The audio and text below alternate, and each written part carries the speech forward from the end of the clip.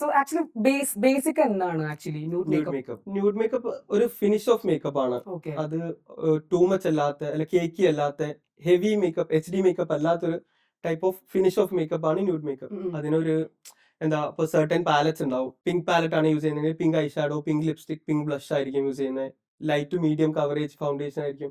അങ്ങനെ കുറെ certain rules ഉണ്ട്.